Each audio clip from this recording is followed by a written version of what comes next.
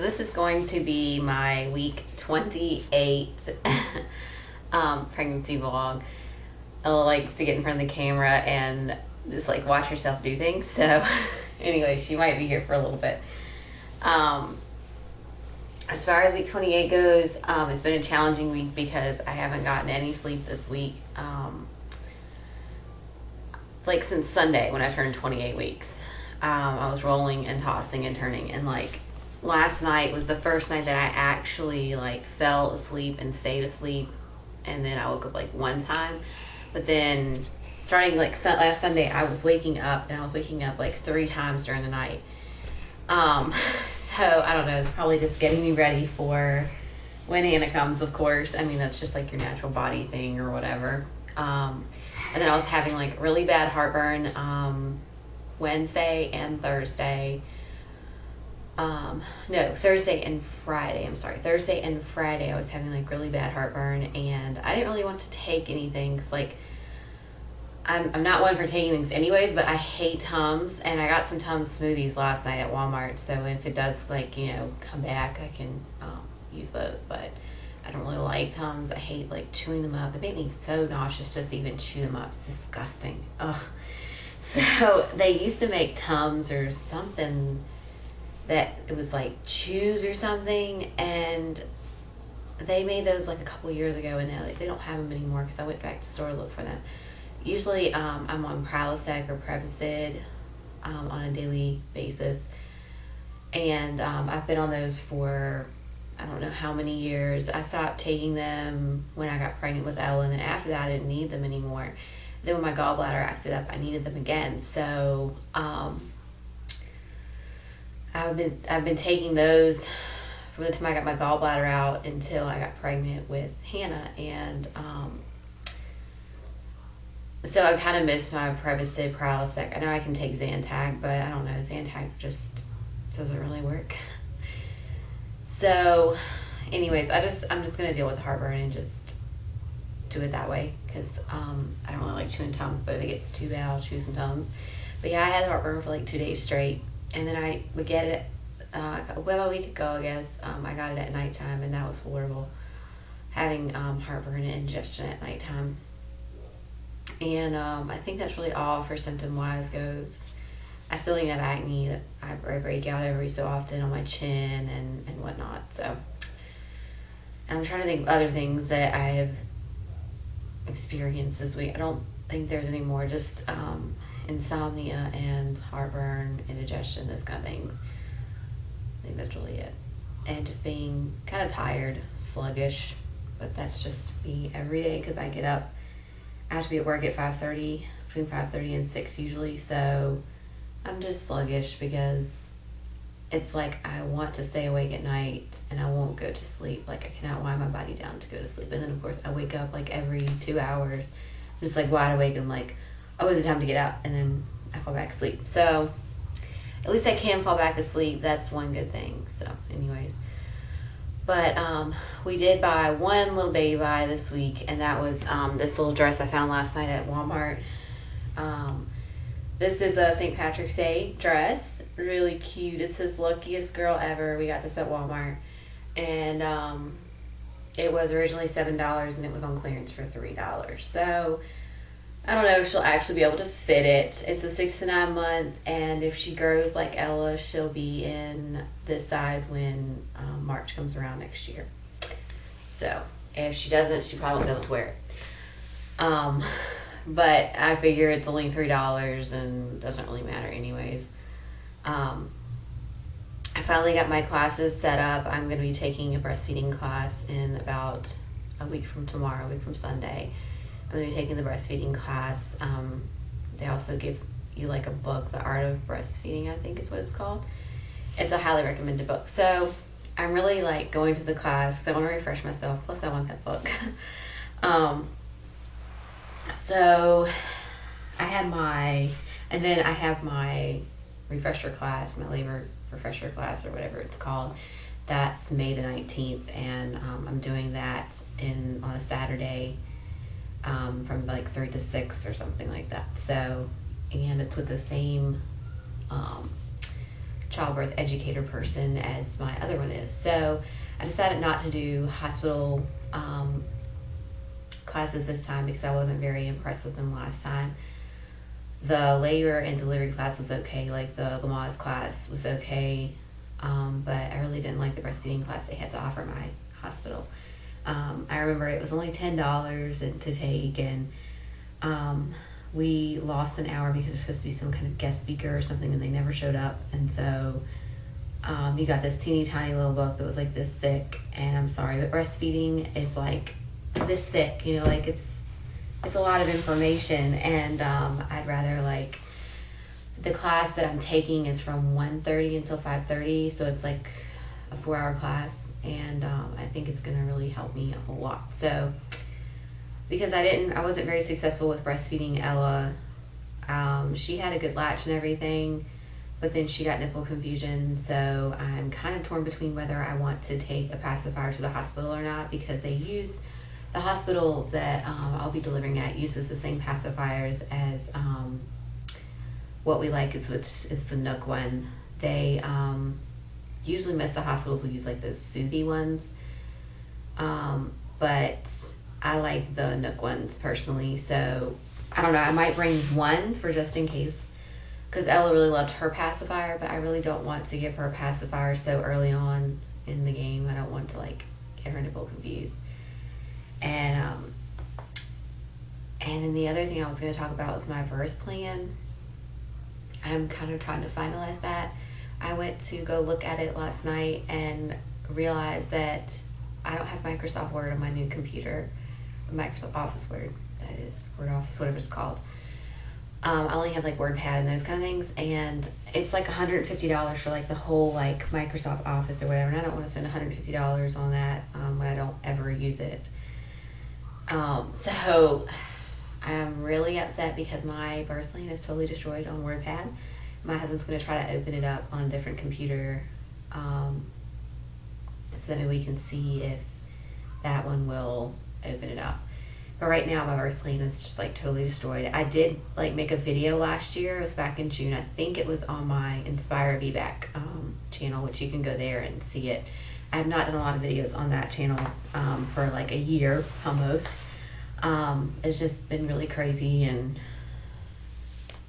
so anyways, but yeah, go check that out. I mean, that's basically what I had, and I was going to start editing some things, and I had edited some things like a couple months ago, but when I went to go look at it to edit some more, it was gone. So I'm really hoping that my husband can pull it up on his computer at work, so that, and he print it off there and then bring it to me, so that I can just retype it on my computer or on some other. I know that there's like a different, somebody was talking about on my Facebook, downloading some kind of other Word program that's kind of like Microsoft Works, that is the same, and it will recognize it maybe. So I don't know. I think I'm going to try that, because I need something on my computer that I can type with, because I do type some things here at home, but that's like the only thing I need. I don't need all the other stuff like PowerPoint and all that other stuff. I don't need it.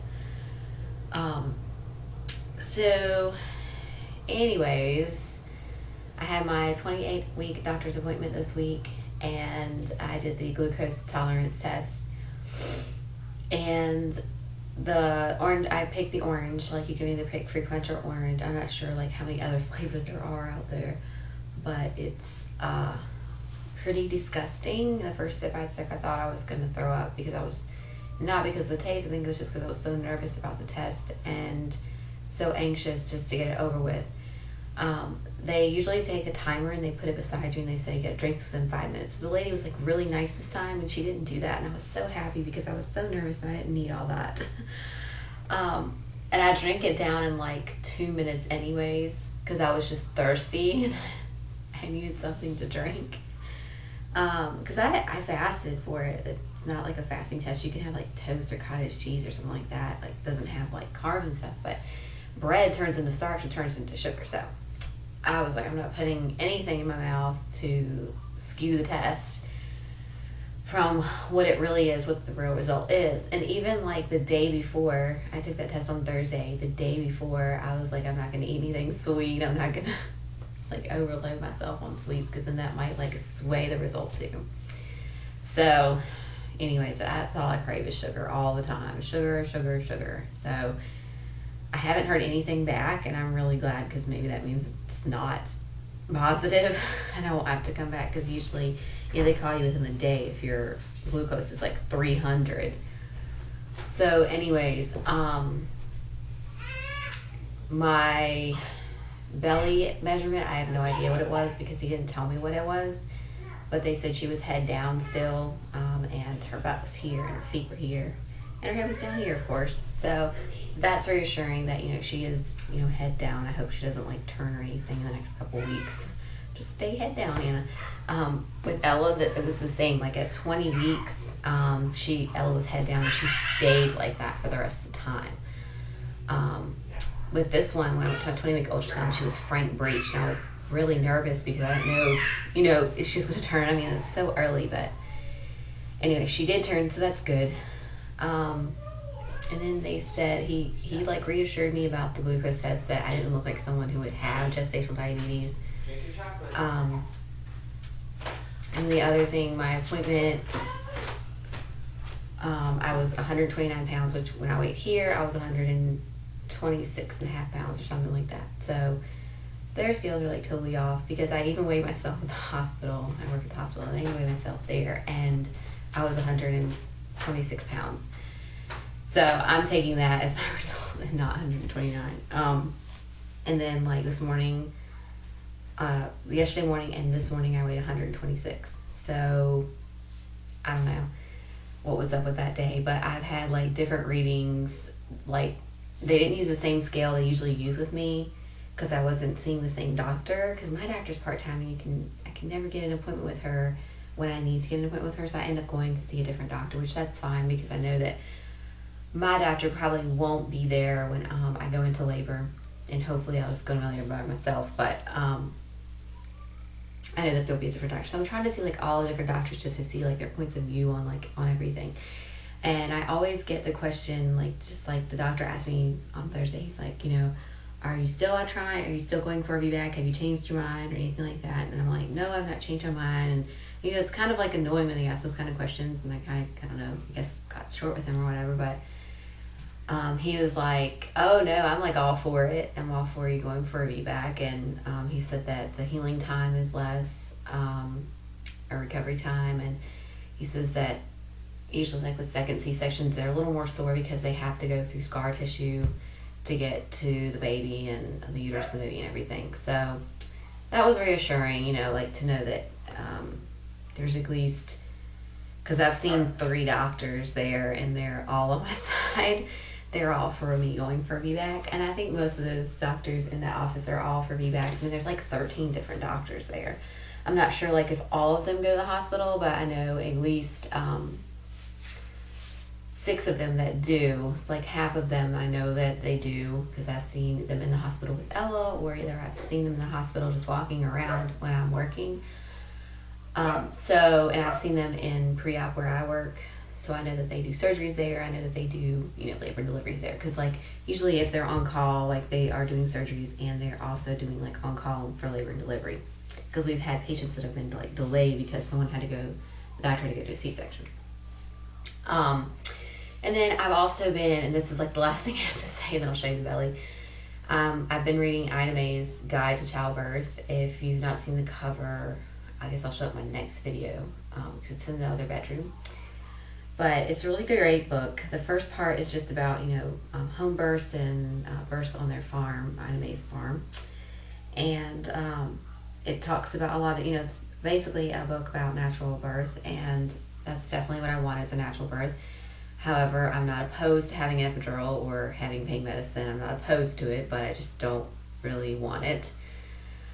Because if I need it, I need it, and sometimes that helps with like dilation, because you're just so worked up about the pain and everything, and you just you can't concentrate, and you can't let your body just open up and let things out. So but I was just reading in there about I'm actually reading the second part. I read some of the birth stories, and then I'm reading the second part of, like the natural birth tips and that kind of thing. It also has like a little chapter in there about VBACs as well, and I think I've already read that chapter, but I'll read it again because I can't remember. But one fascinating thing was that the sphincters in your body, if you are uncomfortable with the situation, all the sphincters in your body will like close up, and the cervix being one. And she gave an example of one of the ladies that she had, that something happened. She had to take him to the hospital, and the doctor came in and was very rough, and then she was like 7 centimeters, and she went from 7 centimeters to 4 centimeters because of the way he was treating her, and no respect for her and whatnot. And it's just like her cervix closed up, and then she ended up having a C-section because of that. And I think like that was a lot of my problems when I had Ella, because I had a lot of people in the room that I was not comfortable with being in the room, and so I think maybe that kind of shut my cervix closed, and I only got to 5. So anyways, but I wasn't comfortable with people being in there that were in there. So this time it just won't be anybody in there. Let me show you my belly, and then I will put a picture at the end of this video. I'm sorry this video was so long. I usually don't make long videos because my memory card was full. So I'll show you the belly. This is with my clothes on. Are you showing everybody your belly, baby? Booger. And then this is my belly on this side, and Ella's showing her belly too. And then this is my belly without my shirt on. I'm not showing my underwear. There's my belly from the side, this side, and my belly from the front. As you can see, my belly button is poking way out now. She loves this side. This is her side that she loves to be on. And then this side. Yes, baby. Can you move out of the camera for just a minute, baby? There you go. And there's it. My belly from the side there. Yes, Ella, is that your belly? What's this? What's that? It's the belly button. Where's mommy's belly button? Where's mommy's belly button? She's too busy like showing the doggy off. Alrighty, so that is my belly. Thanks for watching.